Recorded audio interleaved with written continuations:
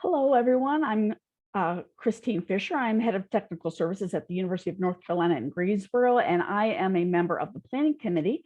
I'll be your on-camera moderator today. We'll be joined on Huva as the off-camera moderator by Erica, and she's going to be monitoring chat for us. So thanks for joining us for lightning talk sessions number 4A here at the latter part of the day. You can drop your questions in chat, and those will be brought into the live stream. So we'll be asking those later. And our speakers will go in the order of the agenda. I'm going to turn it over first to Megan and Erica.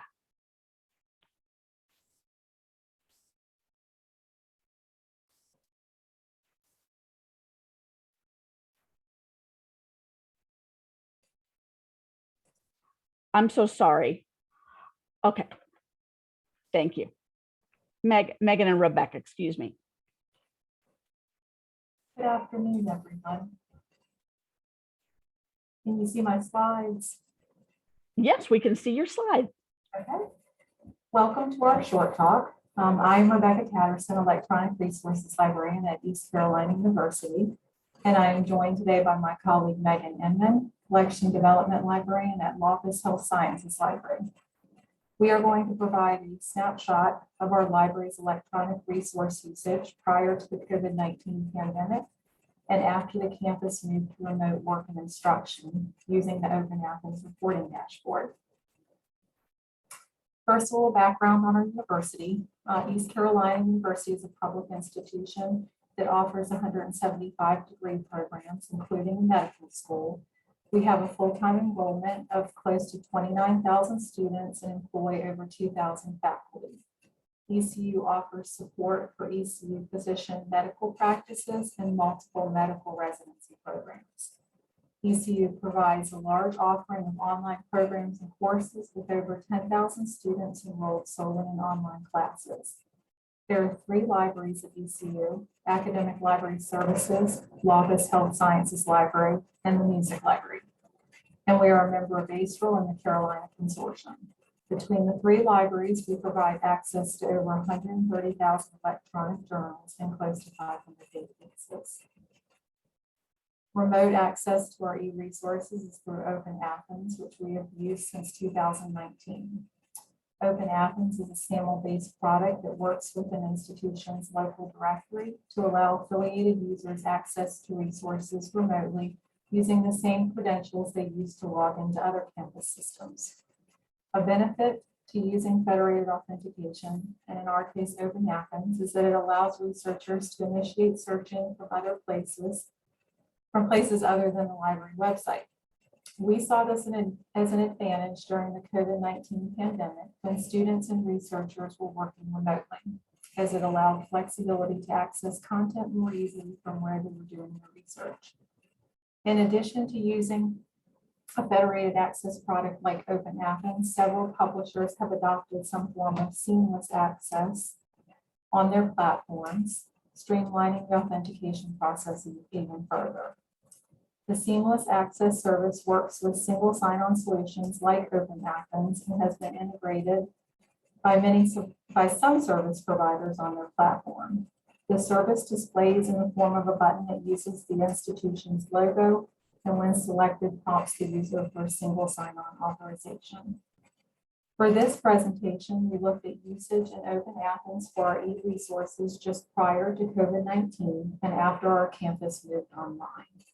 We will briefly highlight what we found. All data in this presentation is reflective of off-campus activity only, as we have OpenAthens set up to bypass our campus IP ranges. OpenAthens is designed to utilize various user attributes to allow for a more precise overview of how your e-resources are used. And ECU uses this functionality to collect usage on a user's role at the institution, for example, whether it be faculty, staff, or student, and we further break down the usage by student type. Collecting data in this way on the user status gives us a more thorough perspective on the demographics of our users and how particular resources are used by various groups on campus. Megan will talk more about this. Next, I will talk about authentications through OpenAthens. To generate the comparison, we looked at usage during the fall semester pre-pandemic and fall semester during remote operations, as this activity would provide a more consistent comparison. During the fall of 2019, August through November, we had a total of 85,411 authentications to e-resources. Authentications are recorded in the system according to total and unique.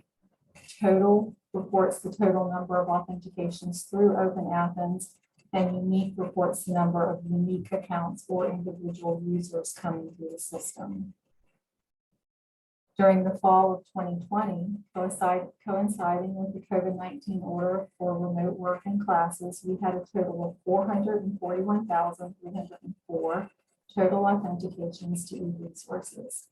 As expected, we experienced exponential growth with a 416% increase in successful authentications from the previous fall semester before the COVID-19 pandemic.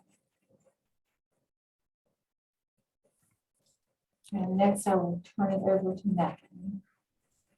So in June 2020, we began tracking the use of our electronic resources by using Azure Status within OpenAthens. And Azure Status is assigned by our IT department, and it classifies ECU users as either students, faculty, potential students, and staff. Not surprisingly, student authentication makes up the largest section of the ECU users, with a total of over 465,000 successful authentications from June 2020 through the end of May of 2021. This type of tracking was not implemented until after we were already in the pandemic. So unfortunately, we were kind of unable to see that pre-pandemic usage to compare. However, the data we do have does indicate higher authentications in the beginning of the semester, with that sort of traditional dip that you frequently see with counter stats during December and January and May. Okay, Rebecca, can you go to the next slide, please? This chart demonstrates what OpenAthens refers to as resource usage. In this example, it's broken down by month, specifically for the fall of 2019 going into the fall of 2020. OpenAthens, as we mentioned before, does not provide counter stats. So these statistics are basically based on a user being transferred to a resource as part of the authentication event. So we're not really seeing what's done on the publisher site, just when they get transferred over to that publisher site. For this specific time frame, Elsevier authentications were the highest, followed by ProQuest, then eBook Central. Okay, next slide. The following year, the ProQuest authentications dropped to our 5th spot in usage, and Elsevier and eBook Central remained in the top spots for platform authentications. Okay, next slide. So this slide is looking at a breakdown of our top 2 resources for the month of June 2020. You can see authentications from graduate students was higher than that of other users for both Elsevier and eBook Central. This was followed by authentication from undergraduates, then professional or doctoral students, which is that gray coloring. And then following this, the medical students, and then finally the dental students for both of the platforms of Elsevier and eBook Central. Okay, next slide. So overall, our authentications greatly increased during the fall semester of 2020. Elsevier and eBook Central were our 2 most heavily authenticated platforms, both pre and during the pandemic. Students made up our largest group of authenticated users. Thanks, and we look forward to any questions you might have. Thanks so much. And now we will have Beverly and Denise.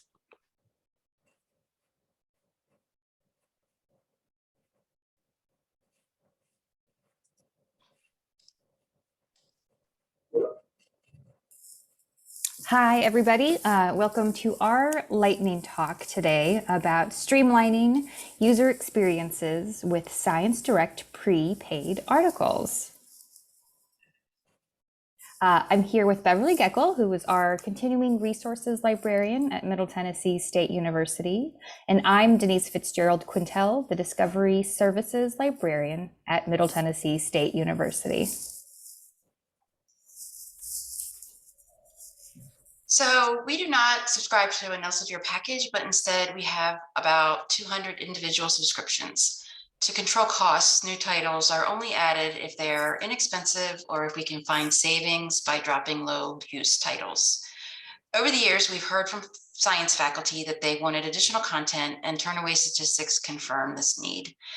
We decided to try a pay-per-view option using some of our collections budget as a way to supplement our subscribed content. This would let us provide more content without committing to more subscriptions. Elsevier offers ScienceDirect transactional access. Libraries can purchase article level access, a token, at a flat per article rate. You can decide how many tokens you want to pay for in advance. That amount is drawn down as articles are accessed. In the ScienceDirect admin site, a cost code was set up and a customized message about the code was created. The message would display to the users in the ScienceDirect platform. Our email from our existing SpringShare LibAnswers queue was embedded in the message so users could request the code. Emails requesting the code became tickets in the LibAnswers queue. By responding to the ticket in LibAnswers, an email would be sent to the requester with the code. Access was available to authenticated users on the ScienceDirect platform who would see the message and could request the code. We also shared information about the tokens internally with librarians and with department chairs on campus. We added the information to the new faculty orientation packets at the beginning of the semester. Initially, our intended users were faculty and graduate students. We didn't openly market to our undergraduate students to try to control costs. Our usage did not pick up until we opened up the content using our link resolver so that when articles were found via Discovery or Google Scholar, our users would be led to the token option. Before this, if they ended up at the link resolver menu, it would indicate that we did not have access. From Google Scholar, the link resolver link would not even display. The mediation workflow was streamlined into responding to requests for the code via LibAnswers queue, but this required monitoring the tickets. We tried to respond as quickly as possible since we did not want our users to have to wait too long to obtain their article. But because research can be done any day or time, it meant monitoring the queue during the day and evenings and weekends. This was becoming a bit taxing for the 3 librarians who monitored the queue. So to help with this, we decided to implement a solution that provided unmediated access while still using the cost code. So in addition to LibAnswers, we also subscribed to SpringShare's LibWizard, and we created a LibWizard form that would present the user with the cost code. And we used the LibAuth feature from SpringShare that would also require a campus login before reaching the form with the cost code. We added an optional survey question about their status as undergraduate, graduate, faculty, or staff.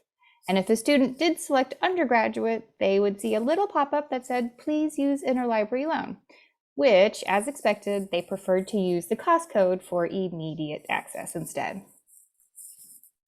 So here are a few things that we learned from the usage. The articles access covered many subjects, not just the sciences. We also learned that we have a ton of usage from students. We have relatively small graduate programs, so this was somewhat surprising. In fact, student usage since July has been slightly higher than faculty, 628 to 548 uses. In this chart, the light shade of blue is student use and the dark blue is non-student use. And to go back to the optional survey question, when tokens are used, we can identify users based on their email domains, student or non-student. And so the optional survey question we added was an attempt to gain a little more insight into our users. And so from 264 optional responses that we received between October to February, 2% of those identified as staff, 15% identified as faculty, 24% identified as undergraduates, and 59% identified as graduate students. And since July, 477 unique titles had been accessed. More than half were only used once, and 98% were used 10 times or less. This data makes it very difficult to justify adding specific titles as new subscriptions. So during this project, we did realize we wanted more customization options through ScienceDirect. We wanted more flexibility in controlling token use and better metrics. Unfortunately, we can no longer afford these tokens as they're currently implemented because the costs proved to be financially unsustainable. However, we have learned from this experience. We learned how to maximize our SpringShare applications, and we now have some really useful data about campus research needs, especially the importance of providing that additional content to faculty and students. And we are also right now exploring other options for article delivery services. And that's all we have for today. So please reach out to us if you have any other questions. Thanks. Thank you so much. And now we'll hear from Tina.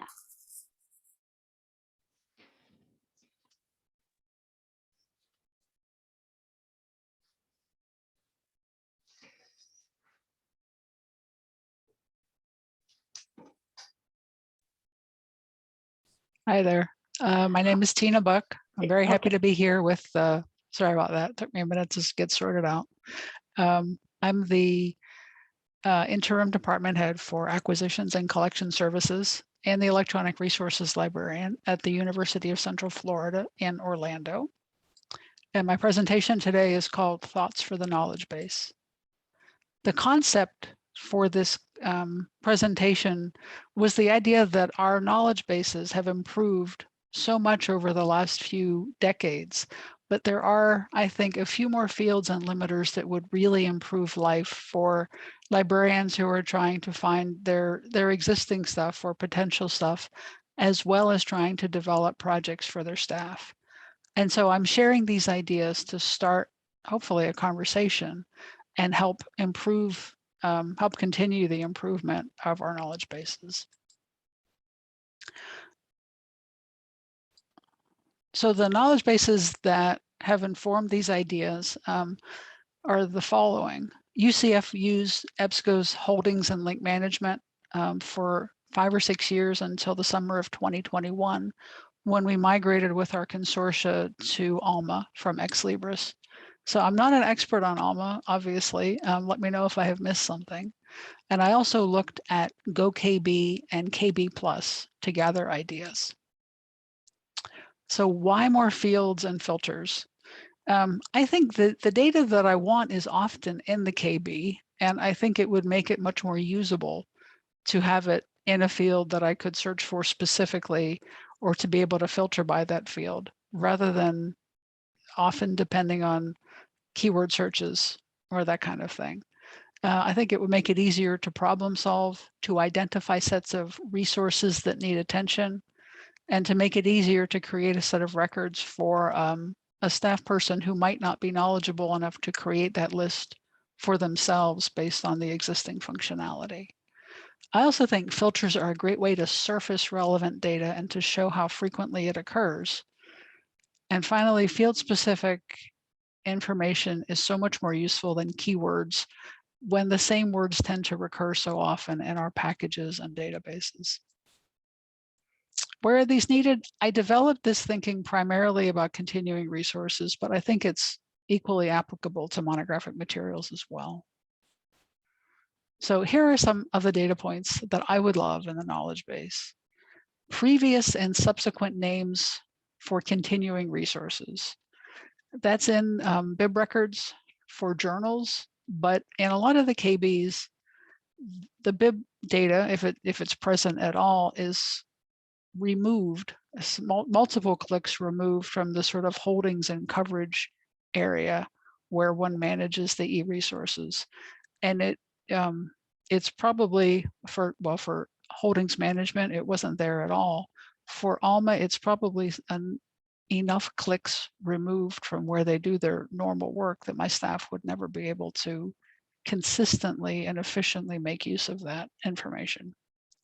I'd also like to know if databases have been renamed over time, because sometimes you have to go on quite a hunt to figure out what your entitlements are based on, say, invoices from 5 years ago. And if things have changed names, it would be lovely to just have that list easily accessible from that specific point of use in the KB.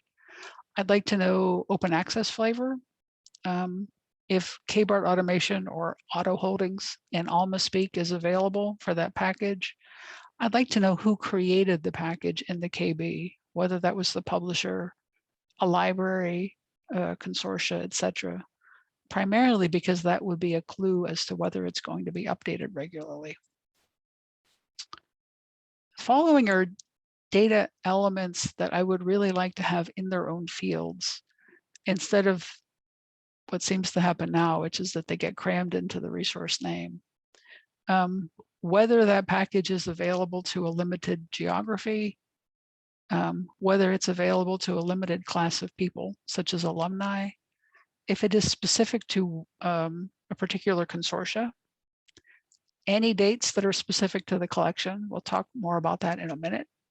And I would like to be able to filter by each of these, particularly that consortia name, because sometimes you can scroll and scroll, pardon me, through consortia's, other consortia's packages, and there's just no need for that. It's a waste of time.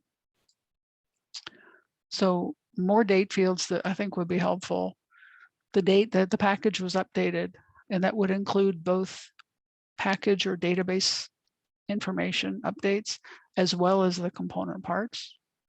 The expected date or the schedule for any updates. If there's a cessation date, if there's current or archival coverage available, either or, and any other dates that are relevant to the package, such as the year of issue. That's it. I would welcome your comments and questions. Thank you very much. Thank you, Tina. And now we'll have Scott. Hello, can you hear me? I can hear you. Yes. Great. I don't know if you're presenting or you're just speaking, because I don't see the am. presentation. Yep, I'm getting slides going right now. Yep, there it is. Great.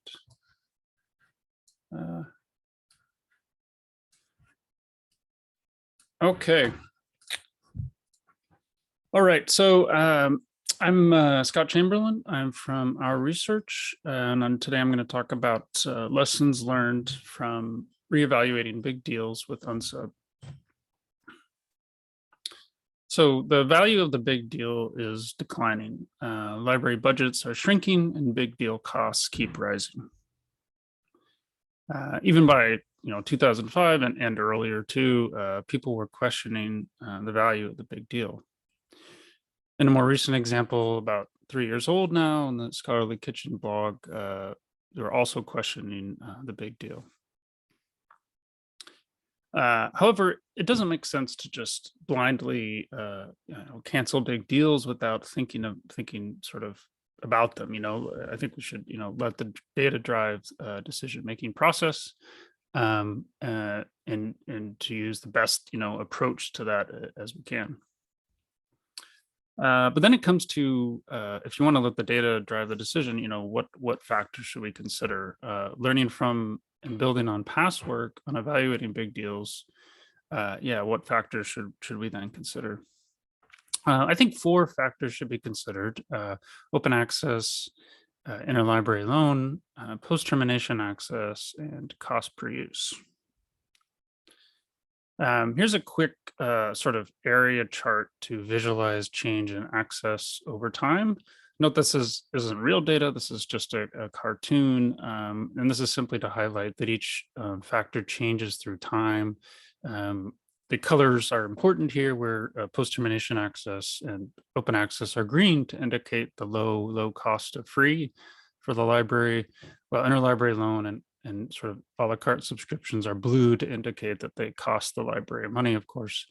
And the takeaway here is just to point out that we think these 4 factors are really important, but also they don't necessarily stay constant through time.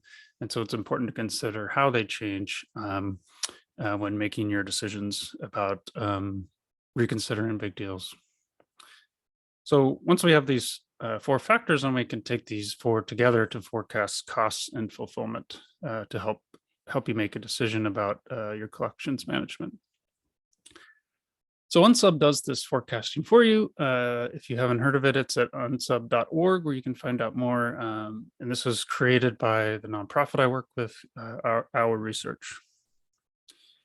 So this is a screenshot of the application. Unsub is a dashboard that helps you reevaluate your big deal's value and understand your cancellation options, whether you want to get a better deal, cancel the deal, or simply model title by title subscriptions without any big deal. So here we're looking at the Unsub dashboard, and so this is just a screenshot, so I'm not going to zoom around or anything, but it gives you a sense of what it does. Okay, so moving on to lessons learned from a few years that we've been running Unsub now. So number 1, open access makes a big difference. So previous attempts at what Unsub does didn't have good data on open access, but now we do through Unpaywall, and it's becoming every year it's more and more important to take open access into account when thinking about collections management because of the increasing OA content out there. Number 2, post-termination access and interlibrary loan. So interlibrary loan requests may not change much right after sort of canceling a big deal because of post-termination access is so high that you still have access to a lot of the content people want to read right after a cancellation. So this gives us, there's a sort of false sense that interlibrary loan is not used much if you look at the first few years after cancellation. But if you wait a few more years, then interlibrary loan is likely to go up. Number 3, institution size correlates with cancellation savings. Publishers don't really charge differently for school sizes at the title level, but they do for big deals. So smaller schools have less money left over after canceling a big deal, whereas larger schools have more money left over after canceling. Number 4, there's no easy answer to how many titles. Often people want a number. They want to say, hey, just tell me how many titles I should subscribe to sort of optimize my cost and savings. But we think it's sort of like buying a house. A particular house is a good deal in a particular neighborhood, whereas in a different neighborhood, it's not a good deal. So, and there's many factors involved there, right? With the schools, whether it's close to transit line, things like that. And for journals, it's the same thing. There's all kinds of different variables. Number 5, saving money on a big deal is a win. Although it's nice to see big deals canceled, at least from our perspective, getting a better deal on your big deal is still a big win. We know from talking to users that they're, are much more confident in negotiations with well-grounded data sort of backing them up. And so, whether you cancel or get a better deal, those are good outcomes from our perspective. Number 6, tracking journal metadata is not easy. Journal metadata is so important, so crucial to Unsub. For example, whether a journal is gold OA or not, whether the journal is actually still publishing or not. And it's surprisingly complex to make sure we have accurate metadata.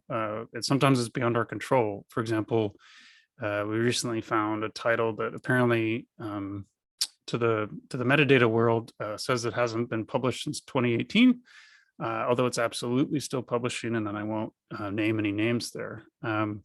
And this emphasizes how important it is to have sort of constant automated checks of journal metadata like we do. And even then, it's still sometimes out of your control. Number 7, factors we don't really directly account for are still important. For example, faculty surveys are totally understandable as a factor to consider as you want to ask people what they want, right? There's a reference there if you want to see a recent example of this. Unsub could, and you can sort of include faculty surveys when you the user pick the titles you subscribe to. And number 8 is docs. Unsub is a complex tool, and for good reason. Our documentation hasn't always been up to snuff, but we're getting out there. And I think this bears repeating in any community, really, that docs are super important in understanding things. So thanks for listening. If you have any questions, get in touch at any of these places.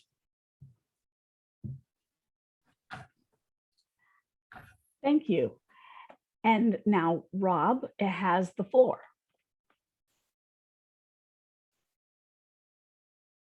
Okay, thanks everyone. Let me just double check here. Are you seeing my full slide? Yes, I see the slide and I can hear you. Okay, what a relief. All right, well, thanks everybody for sticking around late on a Friday for this. What follows is a version of a presentation I was asked to give to a nonprofit scholarly publisher last year. And I've condensed it for time, and this should be about 8 minutes, and I may or may not hyperventilate, but we're gonna get it done.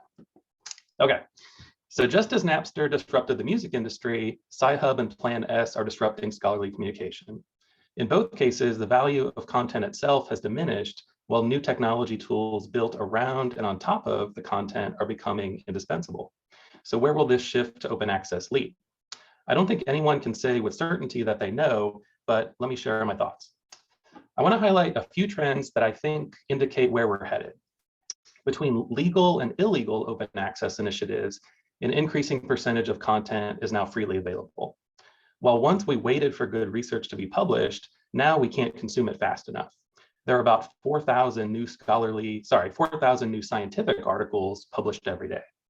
Artificial intelligence is being applied to large scholarly data sets to reveal connections, trends, and insights that would be difficult or impossible for researchers to see on their own.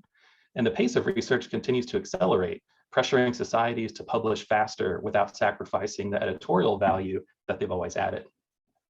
So back to the prompt, what can we predict about the future of open access? Based on what happened in the music industry and the trends we see in scholarly communication, I think the most significant shift will be in where we assign value.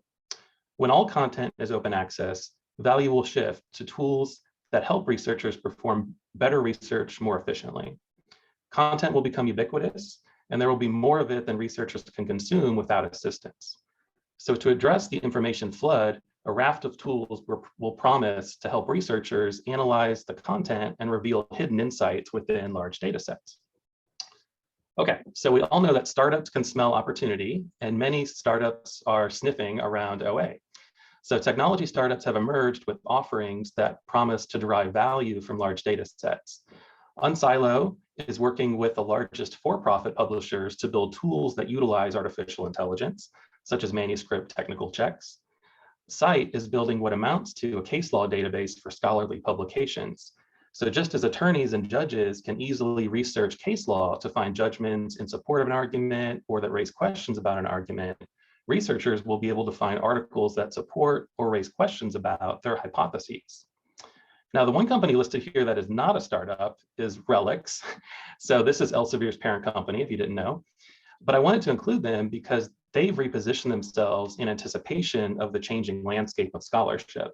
So Relics now refers to itself in shareholder reports as an analytics company, and they increasingly pursue deals not with librarians or academic departments, but directly with higher ed administrators.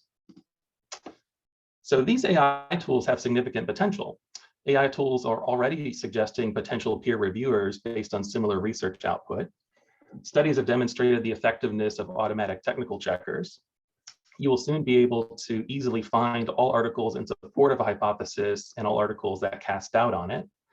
Large-scale data analysis can identify areas of interconnectedness in seemingly disparate disciplines. Scanning troves of preprints for keywords will alert researchers to emerging areas of research before they're formally published.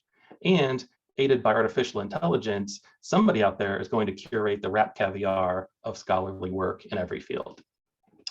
So you can imagine two different futures, right? So in the first future, independent societies and small publishers are unable to transition to new business models, and then they're shuttered.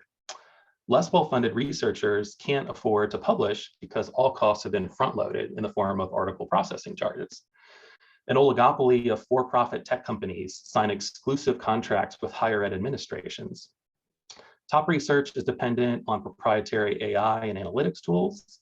And if we wanted to go one step further into this dystopia, we can imagine a day when a commercial aggregator like Relics creates a metric, call it like a scholar e-score, that if high enough would earn somebody tenure.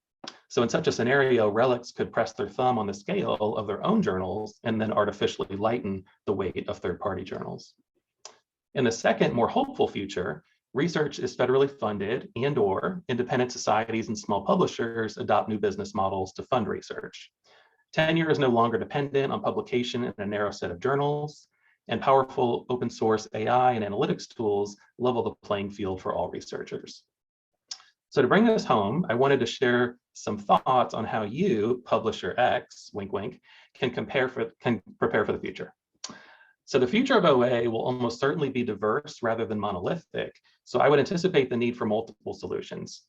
You would expect those solutions to be moving targets, and you would expect technology to make solutions possible that no one could have predicted. So the future is going to be messy and unpredictable around OA, but there are already many bridges. In a recent report, the Society Publishers Accelerating Open Access and Plan S, SPA-OPS, their project identified 27 business models and strategies that can be deployed by publishers to transition to OA. It's become clear that article processing charges may be one path to open access, but they have several shortcomings. APCs are a new revenue stream for publishers, which is either good or bad depending on the publisher. So Nature, for example, charges more than $11,000 for an APC, and this is completely beyond the budget of researchers in low-income countries. APCs are unpopular with many researchers because they view their research budget as a zero-sum game. For every article published via an APC, it becomes that much more difficult to fund a graduate student's project or pay a postdoc salary. APCs are rooted in the old business model, so the APC represents a lateral move in terms of access, greatly improving access for readers, but shifting the inequity in the system onto authors. APCs exacerbate inequalities. They inevitably discriminate against authors who have less institutional support and against fields of scholarship for which such support is scarcer. And then lastly, APCs are not Plan S compliant, strictly speaking, unless the author can deposit their article in a recognized repository at the time of publication without embargo. That's a lot of clauses, and that's not usually the case for most folks. So I want to end with a hopeful message because I do believe that organizations like Publisher X have a bright future. That's because if something has value, people will pay for it. Societies and publishers have always and will always add value to research. Publisher X adds value to those publications. So even though OA is upending the status quo, the work you do and the work societies do will always have value. It will be important, I think, to join forces with the right technology companies to combine the value we provide with the value they provide for the benefit of our mutual stakeholders. There's still significant concern and confusion around open access business models. So in the short term, it seems like Publisher X might have a consultative role to play, educating societies on their 27 options and helping them choose the model that best suits them. This could be done at scale using tools that already exist, like the Society Publishers Coalition. So my overall advice to Publisher X or any organization in uncertain times is to foster an organizational culture that's nimble. So engage with stakeholders as much as possible, even if it seems like you're over-engaging. Make multiple small bets because no one is certain which approach will be successful. Partner where it makes sense, reward experimentation, be transparent with stakeholders, and leverage your unique value. As a mission-driven organization that exists to serve the needs of its stakeholders, Publisher X should lean on engagement and inclusivity to ensure that its strategy remains aligned with its purpose. In an environment of rapid, messy, uncertain transition, always look to your stakeholders as your North Star. You can never get too far off course if you listen to those you serve. All right, thanks everybody. Happy to answer questions. Thank you so much. And we appreciate all the information that's been shared. I want to start the Q&A period. While you've been presenting, the audience has been giving us some questions, and my co-moderator Erica has been gathering those from Whova. And we've got a question for Beverly and Denise. did you encounter challenges with users requesting articles for titles that you were already subscribing to due to authentication issues?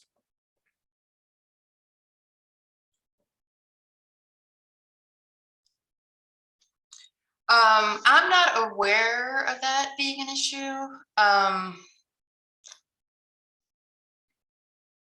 It's a good question though.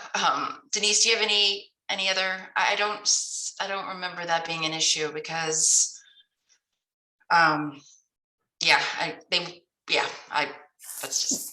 Yeah, well, I think, if the user was already doing their search in the ScienceDirect platform, so that was pretty sort of a clean cut difference between like what would need a cost code and then what wouldn't need a cost code. So that was okay there. And then in terms of discovery, we had our custom link set up pretty well and we use EDS. And so that, going to the right, using the open URL and getting to the right sort of cost code collection, I don't think we ran into any issues with that. But that's not to say that we may have overlooked something.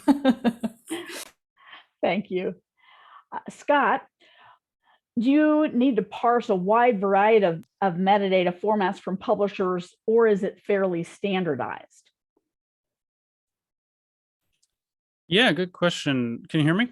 Yes. Great. Yeah, it is fairly standardized. We get metadata. We don't have to go out to every publisher's website or anything. The main conduit is through Crossref, which is really nice. And then we are also getting metadata from our own product that's fairly new, OpenAlex, that replaced Microsoft Academic Graph. But places where it can fall apart are, Crossref can sometimes make a mistake. That I don't think they often do, but they fix those pretty quickly. Publishers can make mistakes with their DOIs, just as I mentioned during the talk.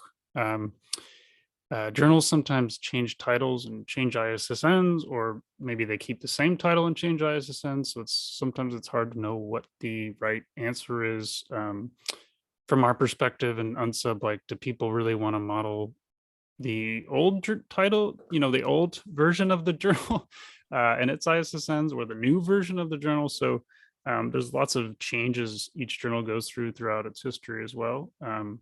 And then sometimes it's hard to know, if a journal is still publishing or not. There's an infinite number of different publishing frequencies, and there's sort of no standardized metadata if a journal is actually still publishing or if they've stopped publishing altogether. So anyway, thanks. Thank you, Scott. Megan and Rebecca, have you had a conversation with vendors to encourage them to use OpenAthens?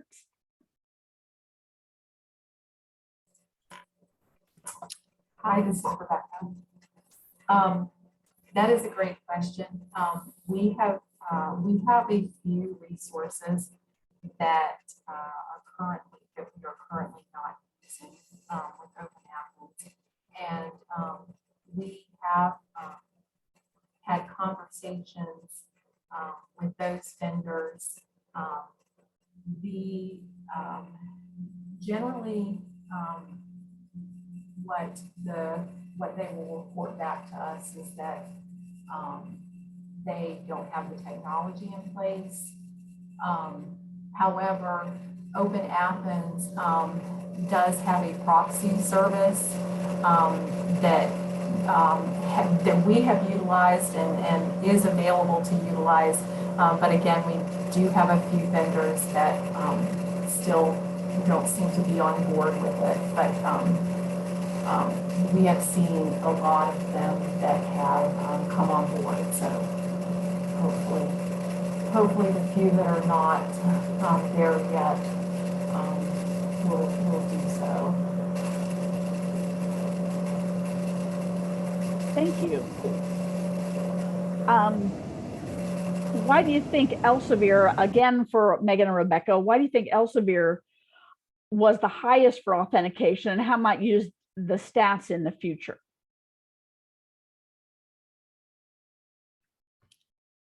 That's a really great question. We have a very large journal package. We did have a big deal with them, and we also subscribe to a large number of ebooks and being in the health sciences library, we have Clinical Key and a number of journals through Clinical Key with them. So that could account for some of that. We can't really like delve into it from OpenAthens to see what specifically within Elsevier, I don't think, like what they're hitting, like what they're authenticating, like which products.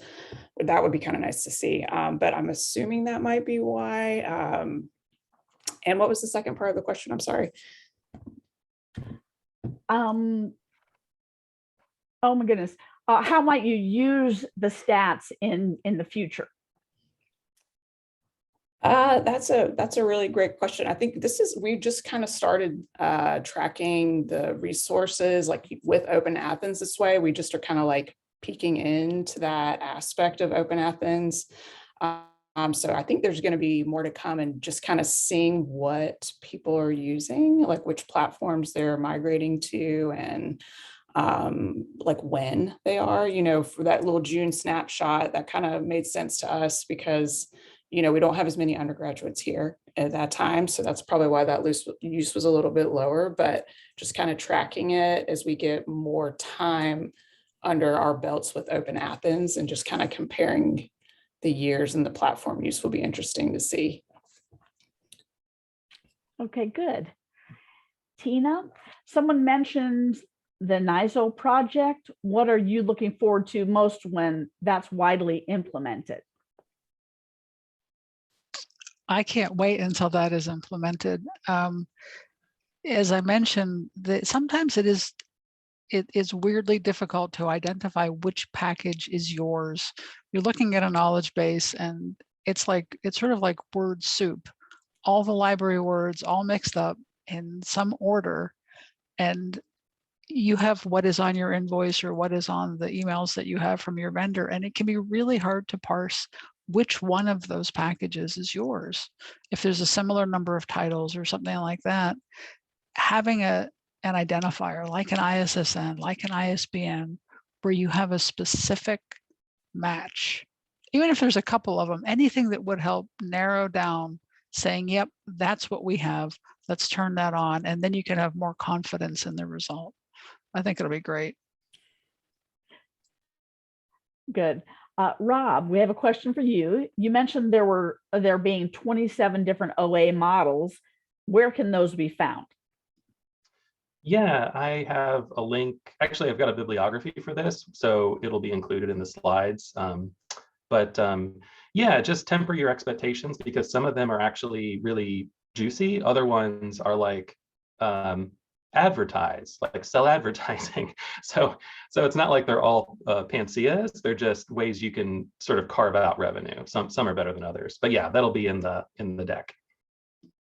Okay, good. Beverly and Denise, we have, how did you decide how to market out that tokens were available? How'd you let people know about those?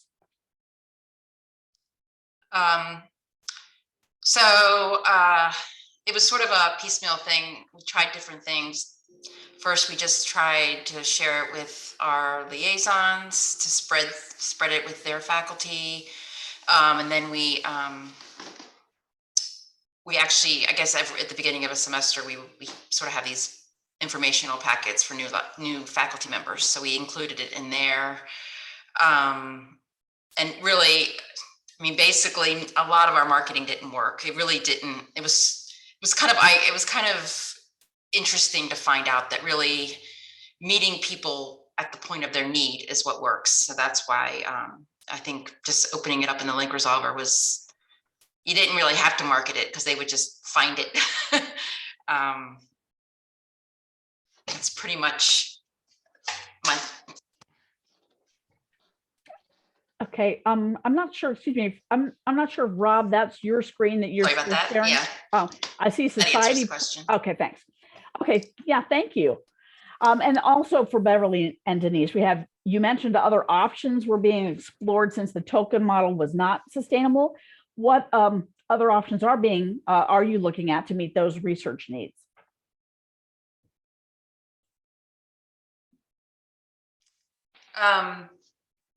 Yeah, we're looking at other document delivery services. So, and we have tried a couple in the past many years ago. Right now, we are looking into the reprints program that they offer, the Article Galaxy, and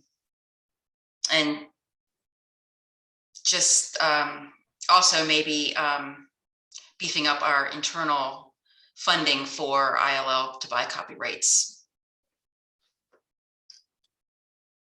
All right, thank you so much. We look like it looks like we're at the end of the questions, and we're here at the end of the session. We want you to stay tuned for more great content. You know, we've got our sessions being recorded, so recordings and slides will be made available to the registered attendees in the coming weeks. If you have any more questions about this session, please reach out to the speakers via email. And thank you for all our attendees and our speakers. We appreciate it. Now, here we are at the last session of the day. Thanks for attending. Thanks for our speakers. If you have any more questions, again, reach out to the speakers via email. Everyone who's registered for the LIS Student Resume and Career Clinic, you'll go at 4 o'clock Eastern time by using the Zoom link that you received in your email. So you can go to that session. And we want to thank you for supporting the North Carolina Serials Conference through another exciting year. Thank you so much.